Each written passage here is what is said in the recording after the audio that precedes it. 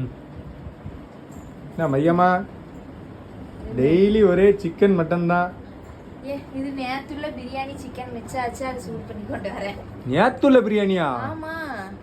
ஒரு திருப்பு குடிச்ச காப்பி இன்னொரு திருப்பு குடிக்க மாட்டேன்னு சொல்லியிருக்கோம்ல, அதே மாதிரி தான் பிரியாணியும். ஒரு தடவை குடிச்ச காப்பியை மறுபடியும் குடிக்க முடியாது, ஏன்னா வேற காப்பி தான் போடணும்.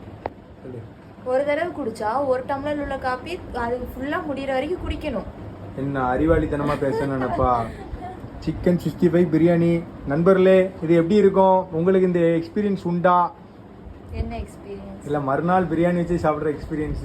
எல்லார் வீட்லயும் இருந்தா மறுநாள் சாப்பிட செய்வாங்க. அப்படியா? ஆமா. டேஸ்ட் பாத்துருமா இன்னைக்கு எப்படி இருக்குன்னு? நேற்றுக்குள்ளது இன்னைக்கு நல்லா இருக்கான்னு பார்ப்போம். பாருங்க, சிக்கன்லாம் அருமையானதுன்னா டேஸ்டா இருக்கு சிக்கன்லாம்.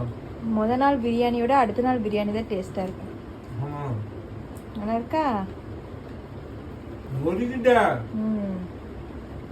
நான் செய்யல, நீ செய்யணும் தெரியுது. நல்லா இருக்குல்ல? அருமையான பிரியாணி.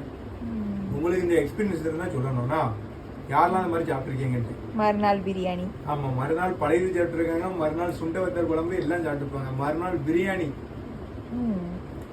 பேசவே முடியல, டேஸ்ட் வாய்ப்புல நிக்கி போதும்.